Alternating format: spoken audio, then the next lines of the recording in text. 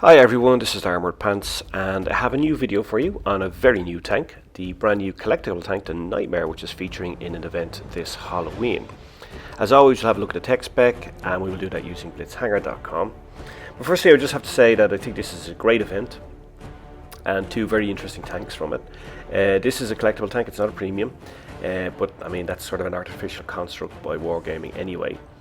It's a TD, it seems to be kind of based on the STUG, so therefore it's mobile, it's a fast mover. Unlike the STUG though, it has very good frontal armor, which we'll look at later on. It has a big 105mm gun, it is a DERP monster, and if you used to play the Panzer IV with this gun will remember it's very similar handling, which is messy, as you would expect from a DERP gun because it's short, stubby barrel.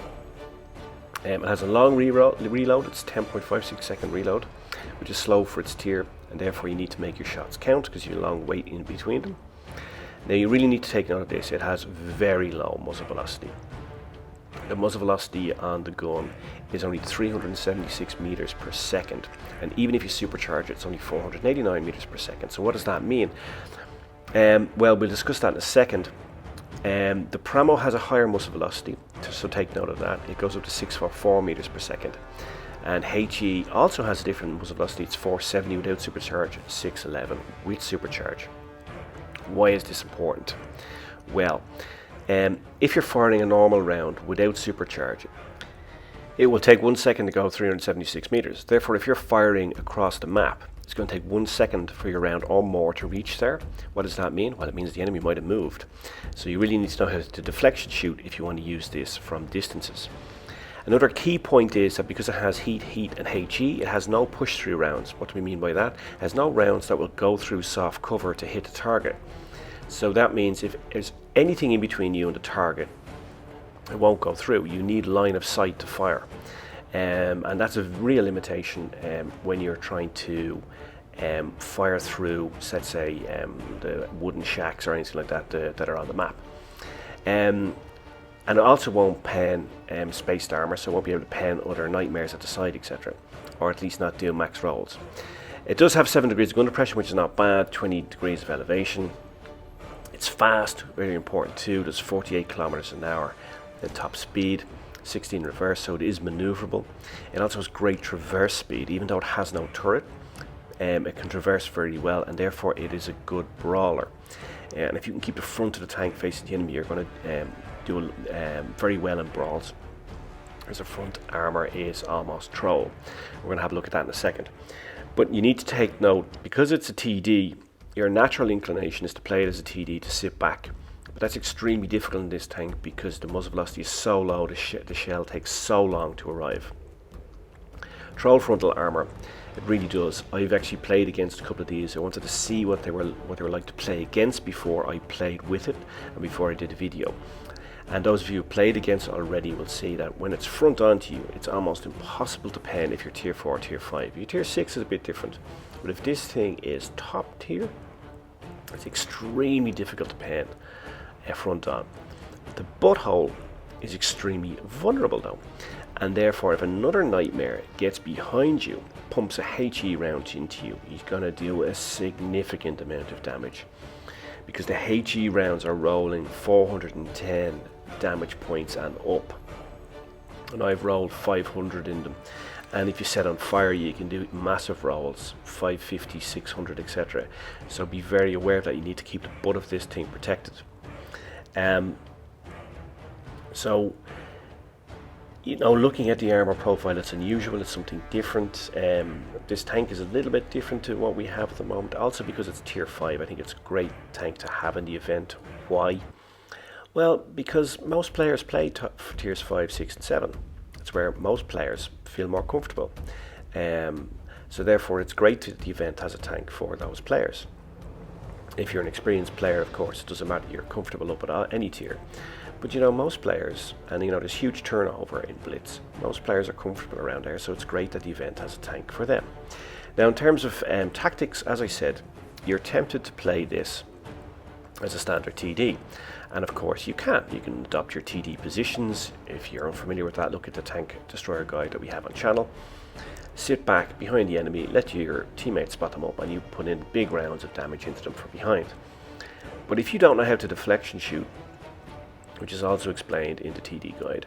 Or if you're dealing against a number of fast movers on the other team, it's extremely difficult with this tank because the gun handling is very patchy, very messy. The muzzle velocity is so slow that it's taking so long to reach the target that the target could easily have moved or change its angle and you get a bounce. And because you don't have AP rounds, you have you've got only heat and HE. It's difficult because those rounds are far less predictable in their behavior than AP or APCR rounds, which just have straightforward pen. So anyway, so what about tactics then? Well, we're going to talk about that in a second. But if you are setting the tank up, I'm going to show you how I've set my tank up. I'm going to have a look here at the ammunition loadout. You can see I'm going around 14 normal rounds, 11 Pramo rounds, and then I'm going to go to rest HE because the DERP gun you're going to use a lot of HE in this. I'm going to set it up like this. I'm going to maximize muzzle velocity by using supercharge, minimize the dispersion by using refined gun, and I'm going to use these characteristics so I can maximize out the gun performance, because the gun, as I said, is very patchy indeed. Just looking at the tank here though, I think it does look great. They've put a lot of attention to detail into its design, and I think this is, it's pretty cool, and it's something different. Not the best tank there's ever been in an event. That's probably the Dracula and the Helsing. But the good thing about this event is that it will also give you a chance to win them in the containers, right? So this is overall a very good event. Now let's have a look at some gameplay. Now, as I said, what I decided to do was I played against this tank first, then checked out all its characteristics on Blitzhanger, and then I decided to play it. And what I've decided to do in this tank is I just played as a YOLO wagon. If you can keep the front towards the enemy, and if you're top tier, you can play this as a tier 5 YOLO wagon. Much like the object in tier 10, which is the complete YOLO wagon, you can do that in this tank. As long as you're front onto the enemy, it's going to be very difficult for them to pen you with this frontal armor, and you can just go straight on into them. It doesn't have a turret, which gives it some limitations, but as I said, the traverse speed in it does allow you to get on target very easily. And you can do a lot of damage, and you can go front line and really take the fight to the enemy in this thing. See here, I get caught in a bit of a brawl situation. This guy doesn't have a turret either. It's also quite a maneuverable TD, and we're doing a bit of a flamenco dance here. But because I've gone front line, my allies have come up and we're able to clear him. Allies are able to do some damage on him, plus I've got much bigger alpha rolls than him, so it was always going to be one winner there. As you can see, I just pushed on in False Creek, and I've just taken a fight to the enemy. We've cleared off one of their tanks, 2 of their tanks now, and we're in a good position for taking the fight to the enemy and winning this game. Now you can see here I did get penned when I went over the hill because the bottom lower plate, as we saw in the tech spec, is vulnerable. So if you're up on a hill like this, the bottom of the tank is vulnerable. There's a lower plate there which I think has maybe, I think it's 100 and something millimeters of armor. So promo rounds will go through you and the bottom of that. You can see here again the power of the HE rounds. So I got a standard kind of roll as you would expect in tier 4, tier 5 with that, just with the HE rounds, and because I didn't even have to hit them full on.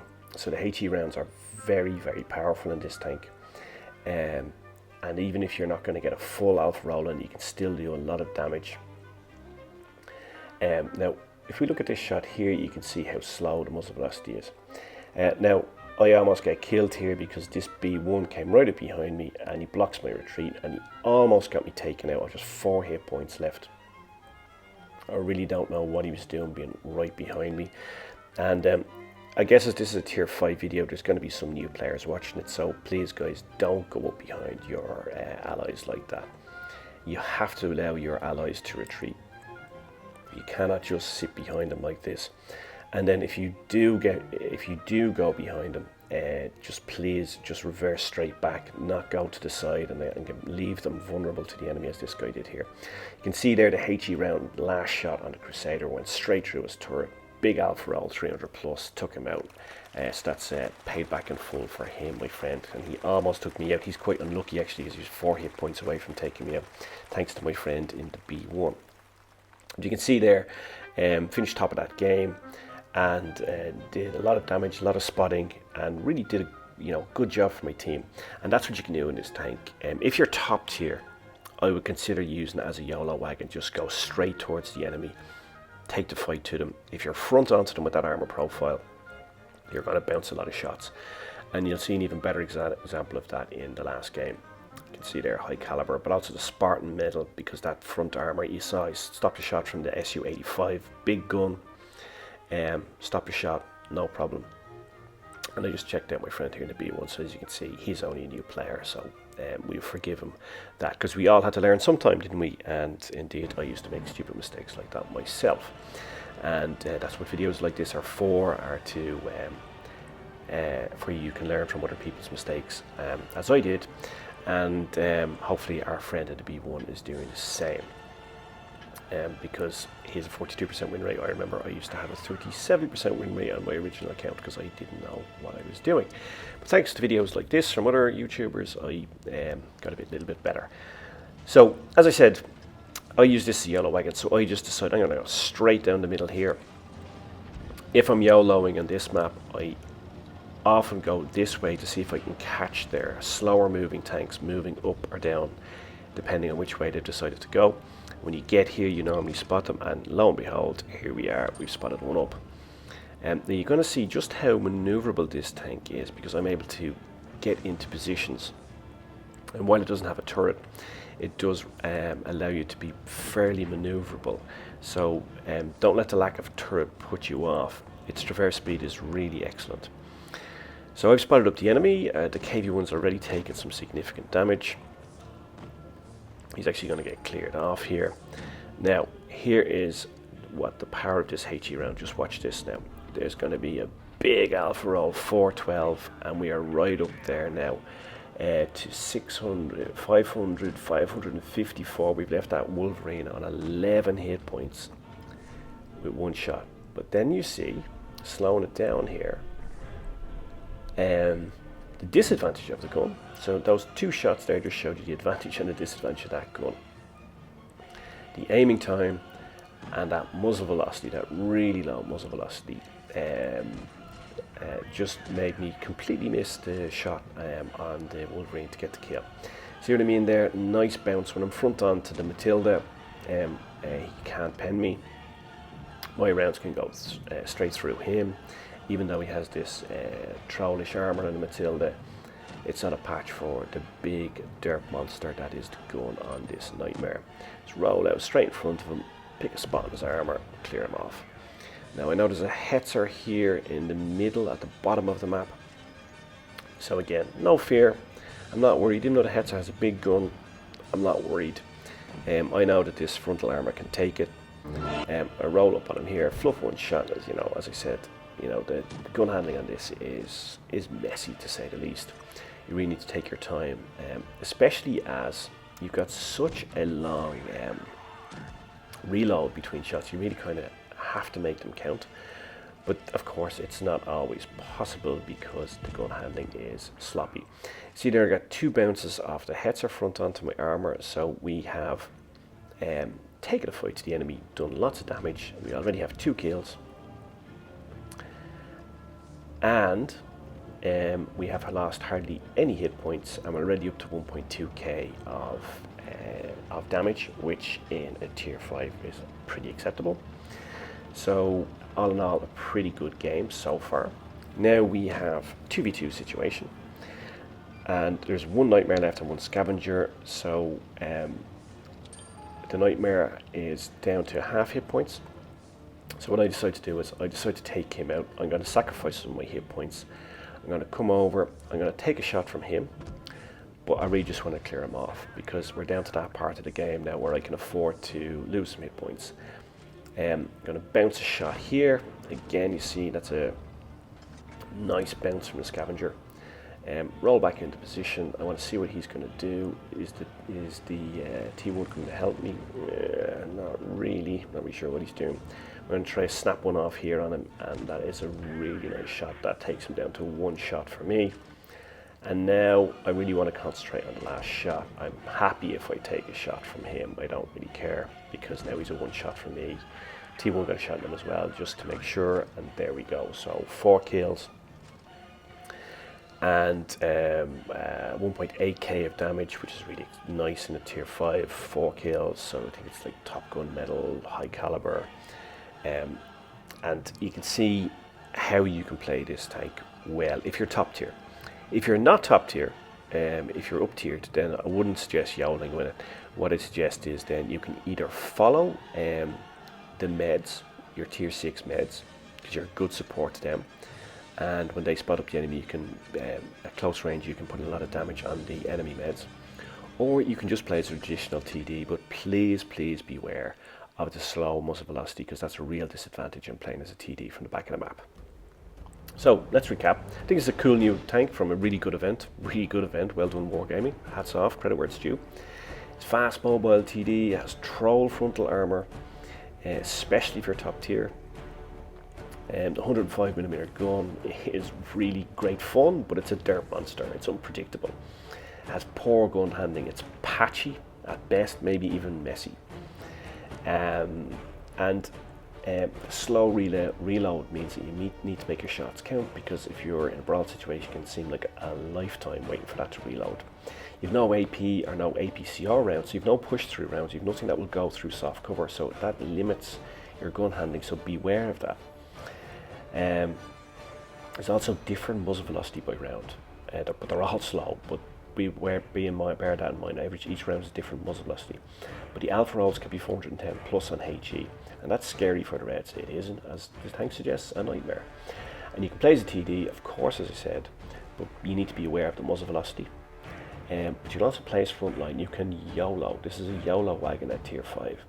If you're top tier, as you saw, both of those games just went for it.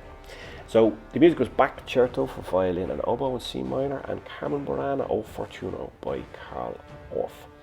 So hope you enjoyed the video. Hope you found it useful. Cheers, Mush. Thanks for watching. And I guess all that remains for me to say is pants off.